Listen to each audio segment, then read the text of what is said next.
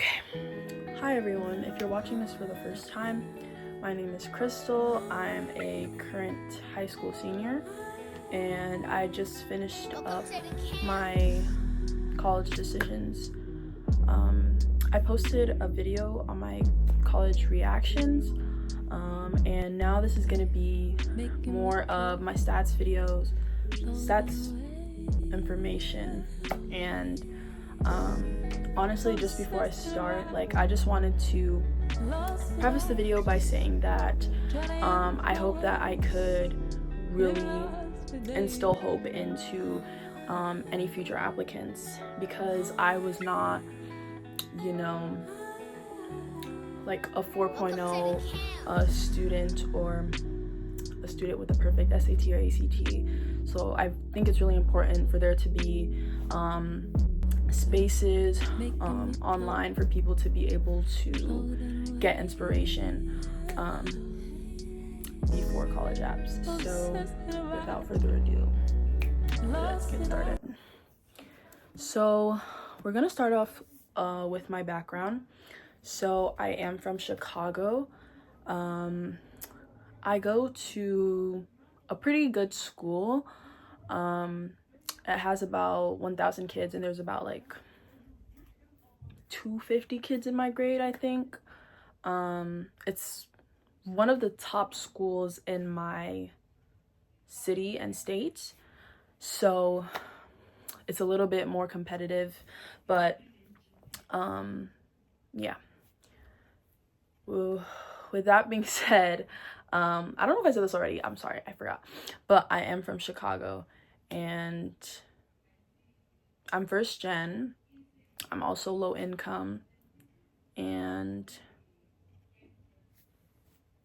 yeah, that's about it. So moving on to stats, my GPA and my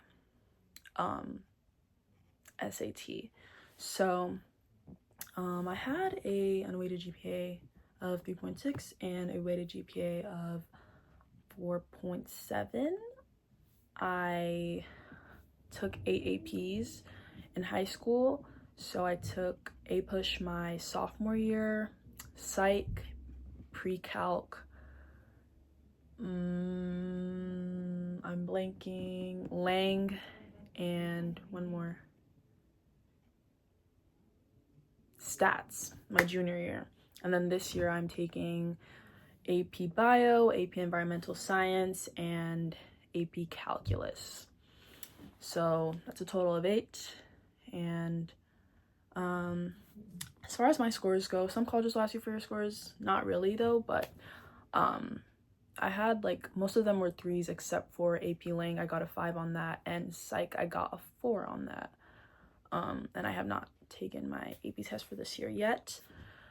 And as for my SAT, so I took both the SAT and ACT.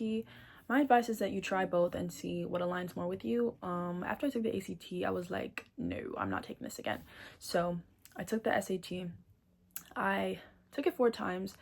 Not gonna lie, didn't really study too much, so I definitely don't recommend that. But the first time I took the SAT was on paper. I got a 1200, and then I sort of just progressed into a 1350.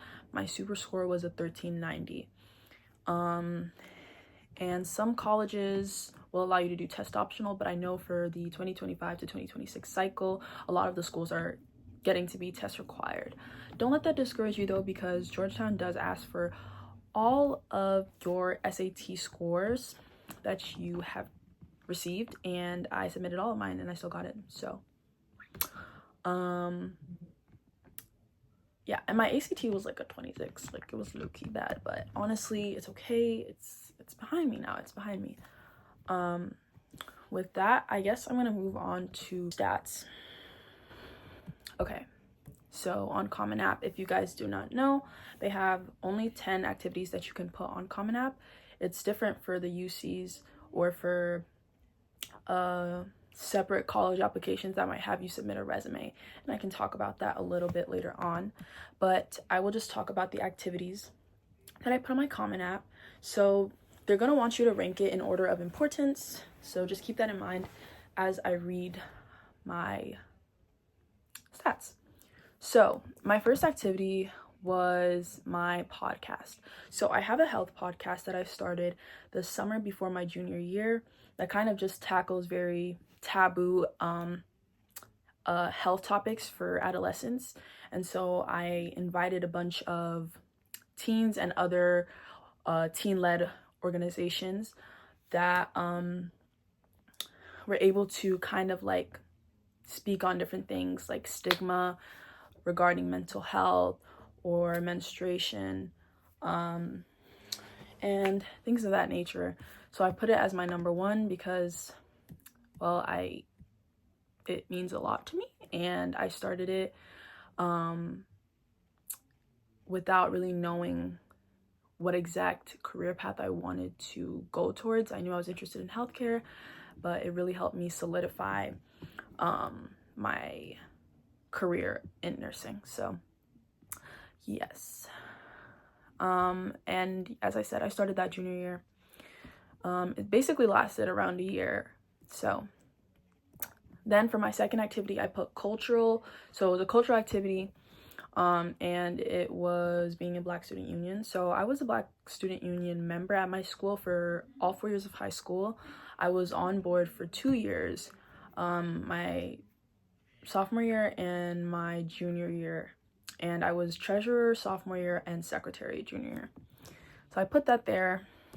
And then I put pep club president. So pep club is like the people that run the pep rallies at my school and school events and just sort of like contribute to a lot of school spirit and all that type of stuff. So I put that there because I've been in pep club since my freshman year.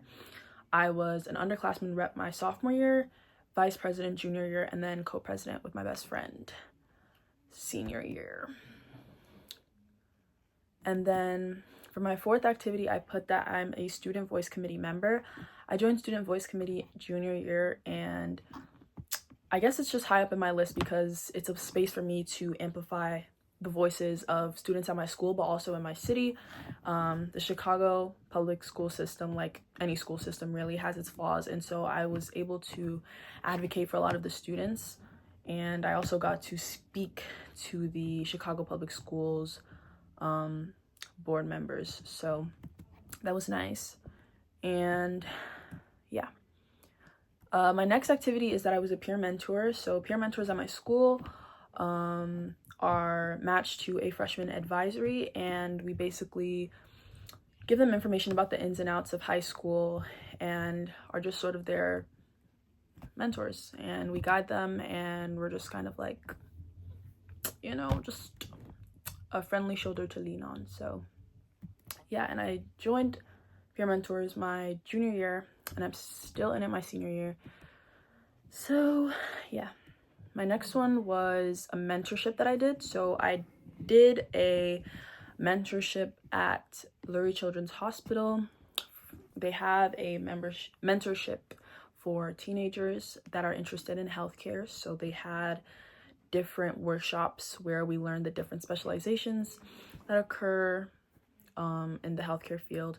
So that was really fun, and I did that my junior year, and it was lasted like 4 months, and we just met once a month. So, and then I put a job. So I was a counselor in training at a zoo in my city for 2 summers. So I started the summer after my freshman year, and then I did it again the summer before my junior year. And so it was also a huge contributor to me figuring out I wanted to work with kids. So I found it kind of like a no-brainer to add that to my activity list. And then I put my community service as an activity. So I was, and still am, I guess, a school events volunteer. So when my school has open houses and things of that nature, I help in organizing them, and I was also a tour guide all 4 years of high school. I amassed a total of 214 volunteer hours, so that was something that was also noteworthy. Next, I had a dance club that I was in. So I was in several different dance clubs at my school, but I chose this one in particular because it resonated more with me and my culture. It's my school's African dance club, and I was in it for all 4 years. So I just thought it was important to include that, something that I'm proud of, and it's something that is unique about me. So I added that to my activity list. And then the last activity that I had was varsity track and field. So I joined track and field my freshman year, and I played up until my junior year. So I was a varsity sprinter, and I did I was a sprinter. I did the 50 meter, 100 meter, and 200 meter relay. So those are my activities. Now it kind of gets a little bit different when we're talking about resumes.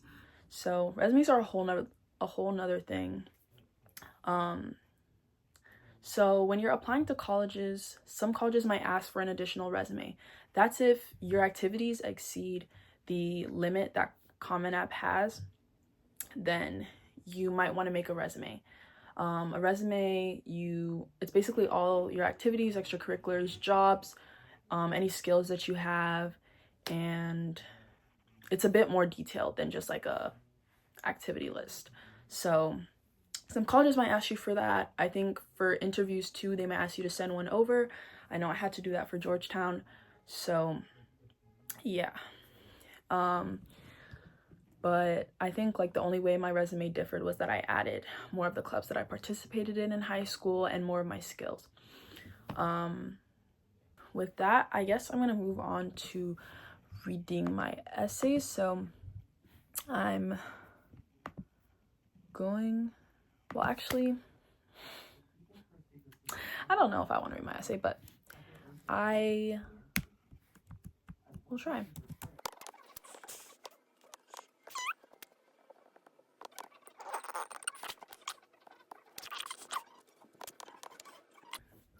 So here's my personal statement. So I basically tackled the topic of my dual ethnicities. So I am half Nigerian and half Kenyan, and anyone who knows that that's like a very it's very like unique combination. So it's always been a struggle growing up, kind of like embracing the two equally. So I kind of just talked about that, and so I guess I'm just gonna read it. I don't think I'm gonna screen record it and show it on the screen. I'm sorry guys, like I don't think I'm that advanced right now, so it's okay. But here I go. My mom often recounts the day in the courtroom, describing the elated expression on 3-year-old me at shedding Zawadi. Zawadi, my birth name, meaning gift in Swahili, always felt distant, unfamiliar. I still wonder why I hadn't found solace in the name like I did in Krystal. At the time, adopting Krystal felt like a way to better navigate a world indifferent to Zawadi, a name that felt too different, too foreign to claim as my own. After legally changing my name to Krystal, most people started calling me by my new name, except for a few who still knew me as Zawadi. I didn't have control over which name people used, and for a long time, I didn't know which name I preferred. Each represented very different worlds, and I was unsure of how to feel. Zawadi was a reminder of the Kenyan blood running through my veins, the one concrete tie to roots that felt unreachable. In contrast, Krystal felt like it belonged to my Nigerian side. It was the name my dad gave me, the one my Nigerian family embraced. Visiting Nigeria with my dad solidified my connection to that part of my identity. I was excited for the trip, but nothing prepared me for how transformative it was. I was introduced to the heart of my family's history. While my visit to Nigeria solidified one half of my identity, my Kenyan heritage always felt more elusive. Growing up, I never had the same opportunity to visit Kenya. As I got older, I wondered how different my understanding of my Kenyan identity might be if I experienced the country as I had Nigeria. While others around me seemed to belong to one ethnicity, I struggled to navigate mine. Unlike my fully Nigerian cousins, I was only half, and my Kenyan roots felt overshadowed. Expressing my Kenyan identity in Nigerian spaces was complicated. It often felt easier not to at all. The cultural battle brewed inside me, making me feel stuck in an unspoken imposter syndrome, as if I had to be more Nigerian to fit in, and by doing so, I was betraying my Kenyan roots. In the midst of the struggle, a conversation with my mom during a drive to a new church offered me a chance to connect with my Kenyan heritage. She said, "With no one there knowing you, you can be whoever you want, Krystal or Zawadi." With a mix of trepidation and hope, I introduced myself to the youth group as Zawadi. This choice felt monumental. It was the first time I had the agency to choose my name, and it was healing and empowering. I'd always felt I was hiding my Kenyan side, but at this moment, I was choosing to show it. My acceptance of this truth has evolved through my growing love for Kenyan delicacies like the sweet warmth of chapati and the melodic tones of Kenyan music like Surayako by Sauti Sol. Mapping out the intricate family tree of my mom's 11 siblings, all blood by the way, has also been a meaningful part of this journey. Friends and family embraced the name Zawadi so fully that they created a special nickname for me, Zowie. Krystal never resonated deeply, and it never had inspiring nickname options. I hate Chrissy, and Chris wasn't something that stood out to me. Zawadi provided a tangible link to my Kenyan heritage and created a bond with that side of my family distinct from my Nigerian side, its meaning signifying its own value. I spent years searching for a place where I fit, and the truth is I haven't fully found it. It's something I'm still figuring out. But I've realized that this search is about creating a space that reflects who I am, a place where I don't have to hide or pretend, but can be all the parts of myself that make me who I am, both Krystal and Zawadi. So that's the end of my personal statement. I think I want to make a separate video on how to think of a topic for your personal statement and how to answer supplementals, because guys, I love writing, I love giving tips, I love editing my friends' essays, I love it. So I would love to do that, but I think this video I just wanted to focus on stats, essays, and extracurriculars. I hope I was able to help everyone, and just know that, like, yes, you might have a 3.6, a 3.5. You're gonna go on Reddit and you're gonna go on Chance Me. I didn't do that, but I'm just saying you might. And a lot of people are gonna tell you, no chance, kid, you're not getting into this school, you have no chance, too low. And honestly, at the same time, it's good to know that that's a possibility. It's a very fair possibility, but just know that at the same time, don't not apply to a college because you don't think you're gonna get in, because if you never shoot your shot, you will never know. So as you guys know, I got into Purdue, Georgetown, Madison, UPitt, UC Davis, and a bunch of other safeties. Probably missing a few other schools, but that's whatever. So just don't give up. If you need help with your essays, feel free to reach out. Honestly, if you comment down below and put your social media or your email, I can try to find the time to help you. And yeah, I hope you guys were able to get something from this video. If you have any questions on the college apps process, please do not hesitate to ask me. I'm always happy to help. And I'm also going to try to make more videos on, I think, like, these next flow of videos is going to be like tips on getting like mentorships, shadows, and like programs that you should look into, and I'm missing something, and how to answer supplementals and essays. So I hope you guys can tune in next time. I hope you guys enjoyed this video, and if you want to, you could even subscribe, but thank you, and I hope you guys enjoy this video. Bye.